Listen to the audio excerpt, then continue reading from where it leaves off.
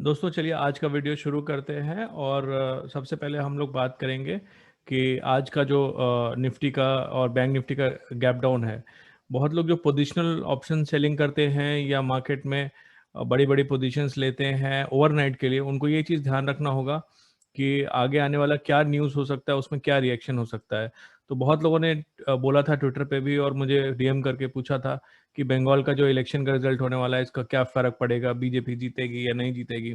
दोस्तों मैंने आपको पहले भी बताया था कि बहुत ज़्यादा स्टेट इलेक्शंस का फ़र्क नहीं पड़ता है निफ्टी या बैंक निफ्टी के उसमें, क्योंकि in larger scheme of things these are very small affairs. ये बहुत जब बड़ा आप देखते हो Nifty FII flow DI flow, तो उसमें बहुत छोटी चीज़ें होती है। इसका एक प्राइम एग्जांपल अगर आपको बताऊं, तो जब गुजरात का असेंबली इलेक्शन हुआ था 2019 के इलेक्शन से पहले, और वो 2019 इलेक्शन जनरल इलेक्शन से पहले हुआ था, लोकसभा के इलेक्शन से पहले हुआ था, उसमें बीजेपी और कांग्रेस की नेक टू नेक फाइट थी। और उस दिन आप देखोगे तो निफ्टी, हालांकि जब मार्केट खुला था उस टाइम काउंटिंग हो रही थी, काफी वॉलेटिलिटी थी, लेकिन मार्केट में बहुत गैप डाउन नहीं हुआ था, जबकि बीजेपी शुरू में ट्रेल कर रही थी।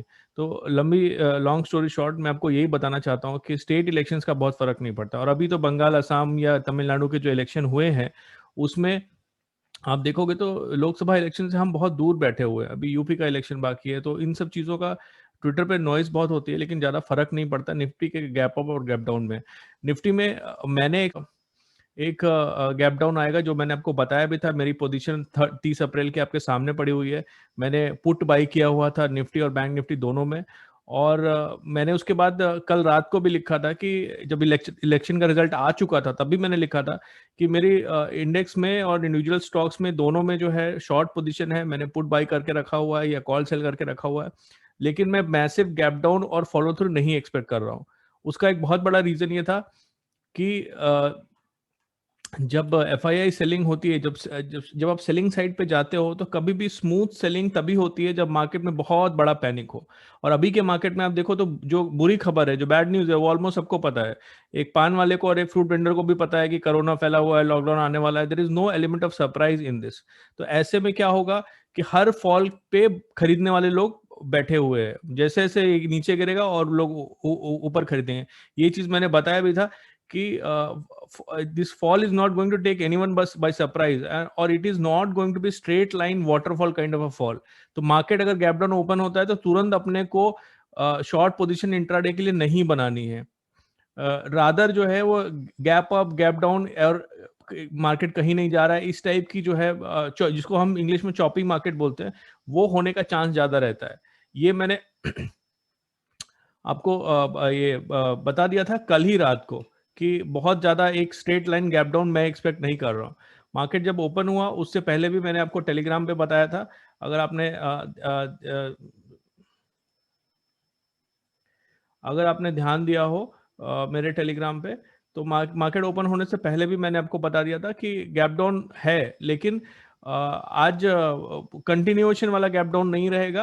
आफ्टर ओपनिंग मैं वेट करूंगा मार्केट को 15-20 मिनट सेटल होने के लिए। एक बार उसने अपनी रेंज फॉर्म कर ली और उसके बाद ही मैं मार्केट में जो है एंटर करूंगा। ये निफ्टी और बैंक निफ्टी की स्ट्रैटेजी थी।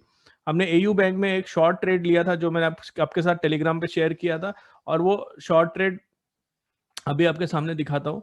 बहुत ज़्यादा इसमें हमको गेन तो नहीं हुआ। हमने इसको मॉर्निंग में ही शॉर्ट कर दिया था, क्योंकि AU bank was the only bank जो प्री ओपन में 5% से ज़्यादा गैप डाउन दिखा रहा था, तो उसको हमने शॉर्ट कर दिया था। और हमारा 953 का एसएल था, और आप देखेंगे तो 951 which was the open and high, वहां तक ये मार्केट, ये पंटर लोग वापस लेके गए। तो कई बार क्या होता है मार्केट में, ये लोग इसको आपका सिर्फ स्टॉप लॉस हंटिंग करने के लिए ऊपर लेके जाते हैं, और 951 टच किया, लेकिन हमारा स्टॉप लॉस 953 पे था।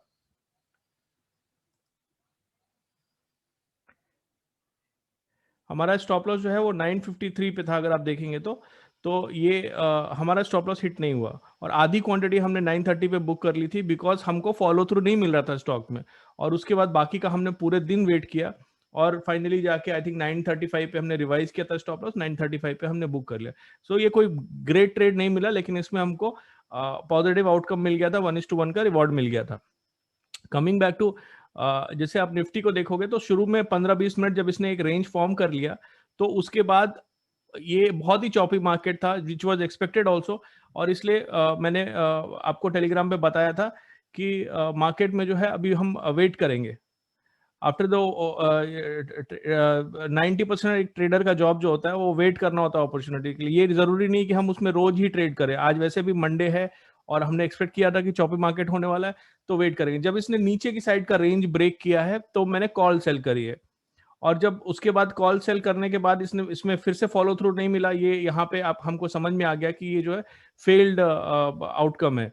तो उसके बाद हमने यहाँ से यहाँ से हमने इसमें पुट सेल करना भी चालू करा और इसको एक स्ट्रैंगल बना लिया। अल्टीमेटली वो स्ट्रैंगल में भी कोई ज्यादा प्रॉफिट नहीं हुआ, तो आज का दिन निफ्टी के हिसाब से एक सो ही था। अभी कल की अगर हम बात करेंगे तो कल मैं फिर से एक्सपेक्ट कर रहा हूं कि मार्केट जो है एक हमको with in range he opening देगा। ये गैप फिल होने की मैं उम्मीद नहीं कर रहा हूं।